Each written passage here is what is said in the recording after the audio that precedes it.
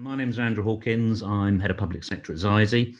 We've been working in the public sector and particularly central government for the last 10 years, helping organisations digitalise how they do business, digitalising their engagement with citizens, and trying to become more a digital business. Digital process automation for us is a strategic way of making your organisation digital from the inside out. There's technologies like RPA, various AI techniques and other new technologies coming, which can all help an organisation digitalise particular elements of what they're doing. But we tend to view that as quite tactical. To strategically really make yourself a digital organisation, we believe the answer is DPA. From our perspective, DPA covers four main aspects. There's a lot more behind each of these, but simplistically, you've got the process platform itself. We have an open source based platform that can scale up to business, from small businesses all the way up to large government departments, provides you a platform for both creating automated process, but also helping you manage and visualize those. And I'll come back to that point in a moment. Behind that, the second element is cloud infrastructure, using public cloud or your own internal private cloud to actually deliver that in a scalable and cost-effective way. Having blueprints inside your business for how you do this. Blueprints help you understand what your processes are and where you're heading. And then probably one of the biggest aspects behind DPA, process automation, is the skills side, not just technology skills, operational skills in terms of people understanding what the potential is for changing how things are done. And on top of that, the key business stakeholders, the business people also understanding that. For example, we're working with a government agency at the moment who have a large opportunity to drive more efficiency in their field team.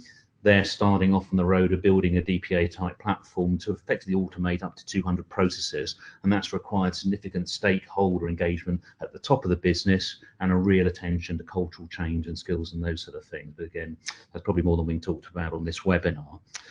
There's some real aspects. That's DPA, those four pieces. The problems it's trying to solve, I've kind of touched on that already, but we view a lot of government organisations as these onion organisations, fundamentally built up on layers over decades, lots of legacy technology, lots of legacy processes and ways of doing things, policy changes that can change very rapidly, and very often no opportunity to go back and change how things are done. There just is not the time, resource or money fundamentally. Some good examples we've worked on recently. One organisation went and did discovery work around some policies for managing data. We did some user research with the team who are actually running all these processes.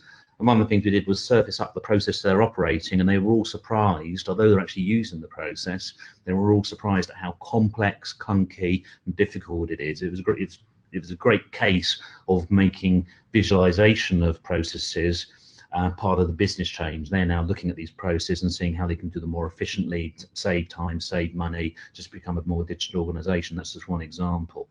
So there's those pieces where actually just making the process visual can change how things are done. Some key things we want to take account of: security. I think it's fair to say at different levels, admittedly, but all government organisations have to be conscious of security.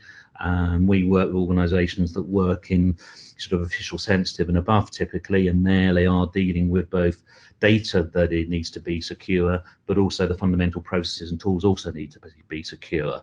DPA can offer value there because it is a strategic element, it's consistent across the organisation, and it enables you to build security in from the start of designing your processes and your improvements. So security just becomes a natural part of what you're doing. So we view DPA as a key enabler for securing your business data, processes, and just how you work.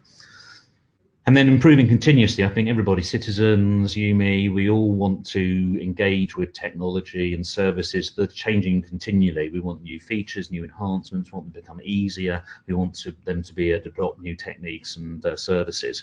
That's all available. So for DPA, you can use agile techniques to deliver it, DevSecOps, DevOps to deliver that in a kind of continually evolving way. So that once you start to deliver DPA in your business, you not only get the benefit of improved processes, you not only get the benefits of improved security layer, but you also get the benefit of then being a really agile digital organization, and you can then capitalize that on the years ahead. So it is for us all about strategically making your business a digital business and able to adopt new processes on a very quick and agile way.